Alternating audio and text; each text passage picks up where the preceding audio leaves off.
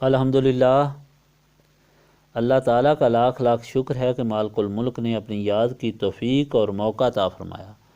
لاکھوں اور کروڑوں درود حضرت محمد مصطفیٰ صلی اللہ علیہ وآلہ وسلم پر، جن کے طفیل مالک الملک نے یہ مہربانی عطا فرمائی۔ سامعین کرام، اللہ تعالیٰ نے قرآن پاک میں ارشاد فرمایا،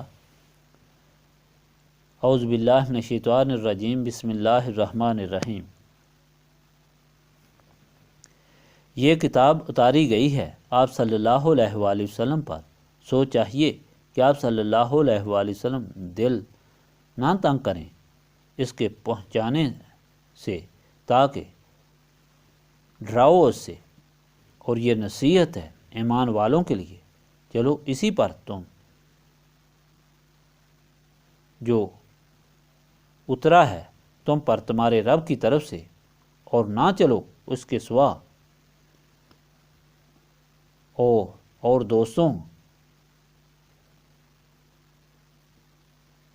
کے پیچھے تم بہت کم نصیحت قبول کرتے ہو، اور کتنی بستیاں ہم نے ہلاک کر دیں کہ پہنچا ان پر ہمارا عذاب، یا تو رات یا دوپہر کو سوتے ہوئے۔ پھر یہی تھی ان کی پکار جس وقت کہ پہنچا ان پر ہمارا عذاب، کہنے لگے بے شک ہم ہی تھے گنہگار۔ تو ہم ضرور پوچھیں گے ان سے جن کے پاس رسول بھیجے گئے، اور ہم ضرور پوچھیں گے رسولوں سے، پھر ہم ان کو احوال سنا دیں گے اپنے علم سے، اور ہم کہیں غائب نہ تھے۔ پھر اس دن وزن ٹھیک ہوگا، پھر جس کا وزن بھاری ہوگا سو وہی ہے نجات پانے والا، اور جس کا وزن ہلکا ہوگا وہی ہیں جنہوں نے اپنا نقصان کیا، اس واسطے کہ ہماری آیتوں کا انکار کرتے تھے۔ اور ہم نے تم کو جگہ دی زمین میں، اور مقرر کر دی اس میں تمہارے لیے روزیاں اور معیشت، تم بہت کم شکر کرتے ہو۔ پچھلی مرتبہ آپ کو جو فرمان الہی سنایا تھا وہ مخاطب نبی پاک صلی اللہ علیہ وآلہ وسلم کو کرتے ہوئے فرمایا گیا، مگر ہدایت ساری مخلوق کے لیے تھی۔ ہدایت یہ تھی کہ دین آدم سے لے کر حضور پاک صلی اللہ علیہ وآلہ وسلم تک ایک ہی ہے کہ اللہ تعالیٰ سب کا رب ہے، خالق ہے، مالک ہے، وہی عبادت کے لائق ہے، اسی کی عبادت کرنی چاہیے۔ مگر لوگوں نے فرقے بنا لیے، پہلی امتوں میں بھی اور حضور پاک صلی اللہ علیہ وآلہ وسلم کی امت میں بھی حکم ہوا کہ سب کو اللہ تعالیٰ کے سامنے جواب دینا ہوگا، اور نجات صرف اس کی ہوگی جو صراط مستقیم پر چلا۔ صراط مستقیم وہ ہے جو اللہ تعالیٰ کا ہے، فرمان ہے، اور جو اللہ تعالیٰ کے رسول صلی اللہ علیہ وآلہ وسلم نے بتایا۔ نبی پاک صلی اللہ علیہ وآلہ وسلم کو حکم ہوا کہ آپ صلی اللہ علیہ وآلہ وسلم اعلان کریں کہ میں تم کو وہی دین بتا رہا ہوں جو تمہارے دادا ابراہیم نے دیا تھا، اور جنہوں نے ہر طرف سے منہ موڑ کر اللہ تعالیٰ کی بندگی اختیار کی تھی۔ اور حکم الہی کے مطابق حقیقت یہ ہے کہ محمد صلی اللہ علیہ وآلہ وسلم ابراہیم سے پہلے ہی نہیں بلکہ آدم سے پہلے بھی اللہ تعالیٰ کی بندگی میں تھے۔ حضور پاک صلی اللہ علیہ وآلہ وسلم نے خود فرمایا کہ میں اس وقت نبی تھا جب آدم مٹی اور پانی کی حالت میں تھے، بلکہ سب سے پہلے حضور پاک صلی اللہ علیہ وآلہ وسلم کا نور پیدا کیا گیا، اور اس نور سے ساری کائنات پیدا کی گئی۔ اس کے ساتھ یہ حکم ہوا کہ سب لوگوں نے نسبت رسولی صلی اللہ علیہ وآلہ وسلم پر چلنا ہے، اور حضور پاک صلی اللہ علیہ وآلہ وسلم کی زندگی یہ تھی کہ آپ کا ہر چیز پر عمل اللہ تعالیٰ کی رضا کے لیے تھا، حتیٰ کہ جینا اور مرنا بھی اللہ تعالیٰ کے لیے تھا۔ ہر انسان کے لیے ضروری ہے کہ اللہ تعالیٰ کا بندہ بننے کے لیے وہ ایسی ہی زندگی گزارے، ایسا ہی عقیدہ رکھے اور ایسا ہی عمل کرے۔ یاد رکھو، ہر آدمی کے اعمال اللہ تعالیٰ کے سامنے پیش ہوں گے، اور ان کے مطابق فیصلہ ہوگا۔ یہ اس کی مہربانی ہے کہ نیکی کرنے والے کو 10 گنا ثواب ملے گا، اور گناہ کرنے والے کو 1 گناہ ہی کی سزا ہوگی۔ آخر یہ بھی فیصلہ سنا دیا گیا کہ اللہ تعالیٰ غفور الرحیم ہے، اس لیے تم کو ابھی تک مہلت دی ہوئی ہے، ورنہ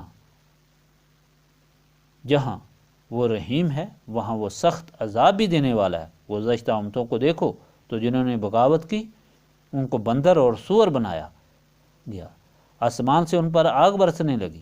اس لیے ہر وقت اللہ تعالیٰ کے سامنے توبہ کر کے اطاعت رسول صلی اللہ علیہ وآلہ وسلم میں زندگی گزارو۔ آج کا فرمان بھی ایک ہدایت ہے۔ پہلے نبی پاک صلی اللہ علیہ وآلہ وسلم کو مخاطب کیا گیا، پھر ساری مخلوق کو حکم ہوا۔ حضور پاک صلی اللہ علیہ وآلہ وسلم کو تبلیغ اسلام میں بہت مشکلات پیش آ رہی تھیں۔ حضور پاک صلی اللہ علیہ وآلہ وسلم دونوں جہانوں کی خوشیوں، کامیابیوں اور نجات کی طرف بلا رہے تھے، اس رب کی طرف متوجہ فرما رہے تھے جو ہر شے کی ربوبیت فرماتا ہے، مگر سیاہ دل شیطان کی ماں پر نہیں سمجھتے۔ ان کے سمجھنے کی اور سننے کی قوت ختم ہو چکی تھی۔ وہ بجائے اطاعت اور شکر گزاری کے صرف انکار ہی نہیں کیا کرتے تھے بلکہ ہر قسم کی اذیت دیتے تھے، اور سب مل کر آپ صلی اللہ علیہ وآلہ وسلم کے لیے مشکلات کھڑی کرتے تھے، جن کا ذکر پہلے بارہا ہو چکا ہے۔ طائف میں جو سلوک حضور پاک صلی اللہ علیہ وآلہ وسلم سے کیا گیا، شیب ابی طالب میں جو اذیت پیش آئی، اس کے علاوہ حرم پاک میں حضور پاک صلی اللہ علیہ وآلہ وسلم کے ساتھ بدسلوکی کی، بچوں سے پتھر مروانا اور مذاق کرانا، اور حضور پاک صلی اللہ علیہ وآلہ وسلم کے غریب مفلس غلاموں کو تپتی ریتوں پر گھسیٹنا اور دروں سے مارنا، نیزوں سے چھلنی کرنا۔ ابو جہل ظالم نے حضرت عمار کی والدہ کو انتہائی شرمناک طریقے سے نیزہ مار کر شہید کیا۔ یہ حالت دیکھ کر حضور پاک صلی اللہ علیہ وآلہ وسلم کو ملال ہوتا تھا کہ میں کیا کر رہا ہوں ان کے لیے، اور یہ کیسا جواب دے رہے ہیں۔ اس پر حضور پاک صلی اللہ علیہ وآلہ وسلم کو تسلی دی گئی کہ اللہ تعالیٰ سب کچھ دیکھ رہا ہے، آپ صلی اللہ علیہ وآلہ وسلم اپنا کام جاری رکھیں، تنگ نہ ہوں، اللہ تعالیٰ کی مدد آپ کے ساتھ ہے۔ ایک وقت آئے گا کہ ہر جگہ آپ صلی اللہ علیہ وآلہ وسلم کی حکومت ہوگی اور یہ لوگ نیست و نابود ہو جائیں گے۔ پھر لوگوں کو فرمایا گیا کہ جو حکم الہی ہے اس کی پیروی کرو، شیطان اور اس کے پیروکاروں کی پیروی مت کرو۔ گزشتہ تاریخ اٹھا کر دیکھ لو، باغیوں کے ساتھ کیسا سلوک ہوا، کس طرح ان پر عذاب نازل ہوا، وہ نیست و نابود ہوئے، بیگم عیش و عشرت، تکبر اور غرور میں چلتے اور پھرتے کہ اللہ تعالیٰ کے عذاب نے انہیں خاک میں ملا کر رکھ دیا۔ یاد رکھو، تم کو ایسا نہیں چھوڑ دیا جائے گا، اس کے بعد تمہارا بھی حساب ہوگا، تم سے ایک ایک عمل کا پوچھا جائے گا، اور تمہاری ہدایت کے لیے جو رسول بھیجے گئے ان سے بھی پوچھا جائے گا، تمہارے عمل کا وزن ہوگا، پھر نجات ان کی ہوگی۔ اللہ تعالیٰ کی نعمتوں کے وہ حقدار بنیں گے جن کے اعمال نیک ہوں گے اور ان کا وزن زیادہ ہوگا، اور جس کے اعمال بد ہوں گے ان کے لیے عذاب ہوگا۔ کس قدر عقل تمہاری معاف ہو گئی کہ دیکھتے نہیں کہ کس نے تم کو پیدا کیا اور وہ کون تم کو روزی دیتا ہے۔ قسم قسم کی نعمتیں استعمال کرتے ہو اور بجائے شکر کے بغاوت اختیار کرتے ہو۔ اللہ تعالیٰ کی ہستی سے ہی منکر ہو کہ بتوں کے سامنے ذلیل ہوتے ہو۔ آؤ توبہ کرو، اللہ تعالیٰ رب العالمین کے سامنے سر جھکا دو، گزشتہ گناہوں کی معافی مانگو، وہ غفور الرحیم ہے، وہ تمہارے اعمال کو ضائع نہیں کرے گا۔ اس بات میں بہت سی احادیث ہیں۔ نبی پاک صلی اللہ علیہ وآلہ وسلم نے فرمایا، جب اعمال کا وزن ہوگا، ایک شخص کے اعمال کے کاغذ پیش ہوں گے گناہوں سے بھرے ہوئے، تو اللہ تعالیٰ پوچھے گا کیوں ان پر تمہارا اعتراض ہے؟ وہ عرض کرے گا، نہیں میرے اللہ تعالیٰ، یہ سب سچ ہے، اور وہ شخص جہنم کی تیاری کرتا ہوگا کہ کہا جائے گا ٹھہر جاؤ، اس کا ایک عمل پیش نہیں ہوا کہ چھوٹا جیسا کاغذ کا پرزہ لایا جائے گا، دوسرے پلڑے میں رکھا جائے گا، جس سے نیکیوں والا پلڑا زمین پر آ جائے گا۔ جب اس کو کھول کر دیکھا جائے گا کہ اس پر لا الہ الا اللہ محمد الرسول اللہ لکھا ہوا ہوگا، یہ وہ عمل تھا جو وہ کرتا رہا اور اس طرح اس کی نجات کا ذریعہ بنا۔ حضرت عبداللہ بن عمر سے روایت کہ حضور پاک صلی اللہ علیہ وآلہ وسلم نے فرمایا کہ جب نوح کی وفات کا وقت آیا تو آپ نے اپنے لڑکوں کو جمع کر کے فرمایا، میں تمہیں کلمہ لا الہ الا اللہ محمد الرسول اللہ کی وصیت کرتا ہوں، کیونکہ اگر ساتوں آسمان اور زمین ایک پلڑے میں ہوں اور کلمہ لا الہ الا اللہ دوسرے پلڑے میں رکھ دیا جائے تو کلمہ کا پلڑا ہی بھاری ہوگا۔ سامعین کرام، خلاصہ کلام یہ کہ مخلوق کو اللہ تعالیٰ کی طرف سے ہدایت کی گئی ہے کہ وہ اللہ تعالیٰ کو راضی کرے۔ اللہ تعالیٰ کو راضی کرنے کے لیے صرف اس کی عبادت کرے۔ عبادت میں سب سے افضل عبادت لا الہ الا اللہ محمد الرسول اللہ کا ورد ہے۔